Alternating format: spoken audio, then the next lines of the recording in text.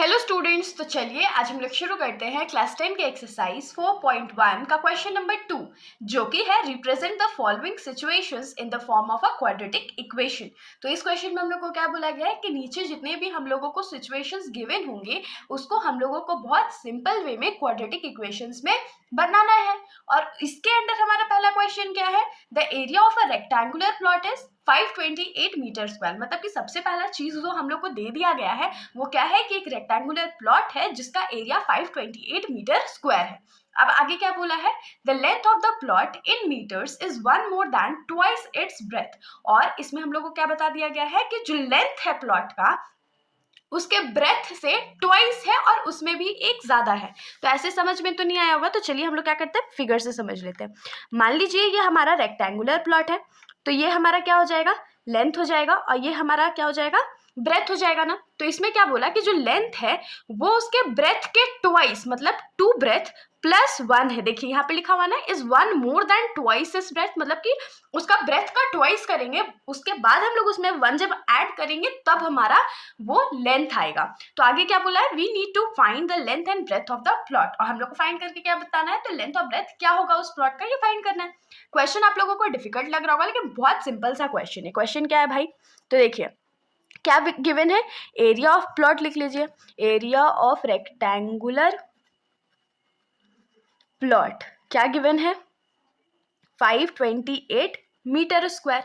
और हम लोग क्या अज्यूम कर लेते हैं कि हमारा जो ब्रेथ है वो बी है, तो let the breadth of the plot be B. आप लोग ब्रेथ को बी भी मान सकते हो या एक्स भी मान सकते हो, बात बराबर है। अब अगर ब्रेथ हमारा बी है तो लेंथ क्या होगा, तो then length is equals to क्या हो जाएगा, तो 2b मतलब ट्वाइस ऑफ ब्रेथ प्लस 1, तो ये हमारा लेंथ आ गया। Now area of rectangular plot, area of rectangular plot हमारा क्या है, 528 मीटर स्क्वायर है ना। और एरिया रेक्टेंगुलर प्लॉट का क्या होता है, length into breadth is equals to 528 metre square. अगर आप लोग चाहो तो यूनिट लिख भी सकते हो, ना चाहो तो नहीं भी लिख सकते हो। लेंथ हमारा क्या है, 2b प्लस 1, और इंटू बी करेंगे तो क्या हो जाएगा, into B is equals to 528 metre square.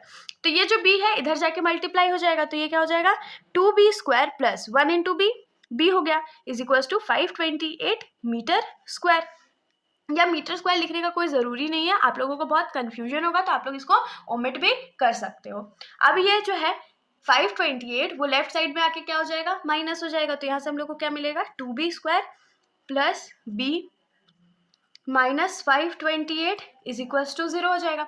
अब ये जो है वो क्वाड्रेटिक इक्वेशन तो है, क्योंकि यहाँ पर जो वेरिएबल है b उसका हाईएस्ट पावर क्या है, तो 2 है। लेकिन इसमें मेन दिक्कत क्या है कि हम लोगों को तो b का वैल्यू फाइंड करना था ना, लेंथ ऑफ ब्रेथ फाइंड करना है तो b का वैल्यू फाइंड करना पड़ेगा। तो उसके लिए हम लोग क्या करते हैं, मिड टर्म स्प्लिटिंग से इसको सॉल्व करते हैं। और मिड टर्म स्प्लिटिंग कब यूज होता है, जब हमारा वेरिएबल का पावर 2 होता है। तो मिड टर्म स्प्लिटिंग के लिए हम लोग क्या करते हैं, जो कांस्टेंट टर्म है उसको हम लोग एक्स स्क्वायर के या वेरिएबल स्क्वायर के कोएफिशिएंट से मल्टीप्लाई कर देते हैं। मतलब कि यहाँ पर क्या हो जाएगा, 528 इंटू 2, तो इंटू 2 कर लेते हैं, तो 8 2 ज़ा 16, बाकी हाथ में रहा 1, 2 2 ज़ा 4 1 5 और 5 2 ज़ा 10, तो ये 1056 आ गया। तो इसको पहले 2 से डिवाइड करेंगे तो ये क्या हो जाएगा, 528। फिर क्योंकि ये इवन नंबर है तो ये 2 के टेबल में जाएगा, तो 2 2 जा 4, बाकी हाथ में रहा 1 1 और 2 12 होता है। तो 2 के टेबल में 12 कितना बार में आता है, 6 बार में, और 8 कितना बार में आता है, तो 4 बार में। तो ये 2 हो जाएगा, ये 1 3 और 2 हो जाएगा। फिर ये 2 के टेबल में 6 टाइम्स में, फिर 6 टाइम्स में, फिर ये 2 के टेबल में 33 टाइम्स में, उसके बाद 3 11 के टेबल में। और हम लोग का आंसर कितना चाहिए, 1 चाहिए ना। तो अब हम लोग कुछ तो मल्टीप्लाई डिवाइड करेंगे कि जो हमारा आंसर है वो 1 आ जाए। तो देखिए मेरे को तो बहुत सिंपली ये दिख रहा है कि ये 3 इंटू 11 क्या हो जाएगा, 33। और यहाँ पर देखिए 2 2 ज़ा 4 4 2 ज़ा 8 8 2 ज़ा 16 और 16 2 ज़ा 32। तो अगर हम लोग 33 में से 32 को माइनस कर देंगे तो हमारा आंसर 1 आएगा ना। और हम लोग को चाहिए क्या, +1 चाहिए, इसीलिए हम लोग बड़े में प्लस का साइन देंगे और छोटे में माइनस का साइन देंगे। तो यहाँ से हम लोग को क्या मिलेगा, 2b square plus 33b minus 32b minus 528 is equals to 0 हो जाएगा। तो यहाँ पर से हम लोग क्या कॉमन ले सकते हैं, तो सिर्फ और सिर्फ b कॉमन ले सकते हैं। तो हम लोग के पास यहाँ क्या बचेगा, 2b प्लस 33 3। तो देखिए ब्रैकेट जो है वो तो बहुत ऑड टर्म आ गया ना, तो हम लोग इसको क्या करते हैं, थोड़ा सा रीअरेंज कर लेते हैं, क्योंकि 2 और 32 सेम टेबल में आ सकता है, इसीलिए हम लोग इसको सेम टेबल में लेंगे। तो -32b को आगे कर देते हैं और 33b को पीछे कर देते हैं, और -5 to 8 तो ऐसे ही रहने वाला है। अब ये दोनों में हम लोग क्या कॉमन ले सकते हैं, तो 2 भी कॉमन ले सकते हैं और b भी कॉमन ले सकते हैं। तो यहाँ पर हमारा क्या बचेगा, b बचेगा। -2 के टेबल में 32 कितने बार में आता है, तो 16 टाइम्स में आता है, और एक ही b था तो एक b तो हमने बाहर ले लिया। प्लस इन दोनों में हम लोग क्या कॉमन ले सकते हैं, तो आप लोग इसमें से देख सकते हो हम लोग 33 कॉमन ले सकते हैं। तो 33 हम लोग कॉमन ले सकते हैं, तो यहाँ क्या बचेगा b। और जब आप लोग 528 को 33 से डिवाइड करोगे तो हम लोग के पास 16 बचेगा। तो देखिए हम लोग का जो दोनों ब्रैकेट था वो सेम आ गया, तो इसको हम लोग क्या लिखेंगे, b - 16, और दूसरे में क्या लिखेंगे 2b + 33 इज इक्वल्स टू 0। बाकी अगर आप लोग इसको भी सेम मेथड से करते तो कोई भी आंसर में बुराई नहीं था, आंसर हम लोग का सेम ही आने वाला था। अब हम लोग क्या करेंगे, इन दोनों को हम लोग इक्वेट कर देंगे।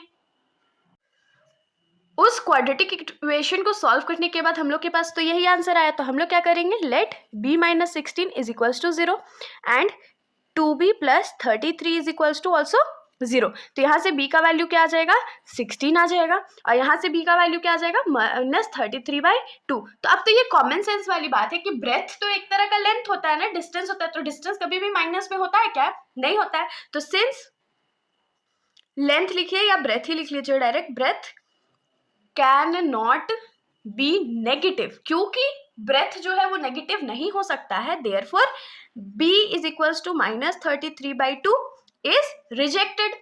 तो ये वैल्यू जो है हम लोग उसको रिजेक्ट करते हैं। बाकी b का वैल्यू हम लोग के पास एक और क्या है, तो 16 है।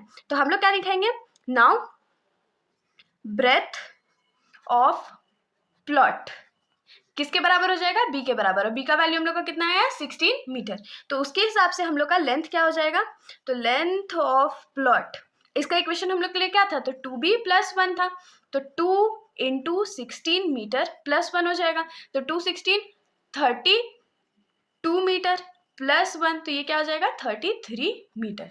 ये हमारा आंसर हो गया। तो लेंथ ऑफ ब्रेथ ही तो हम लोग को फाइंड करना था। तो इसके साथ हमारा ये जो सॉल्यूशन है यहीं पर खत्म हो जाता है। अगर आप लोगों को कोई भी डाउट हो तो आप लोग कमेंट सेक्शन में पूछ सकते हो, वरना अगर आप लोगों को वीडियो अच्छी लगी होगी तो वीडियो को लाइक कर दीजिएगा और मेरे चैनल को बिना सब्सक्राइब किए कहीं मत जाइएगा। Thank you.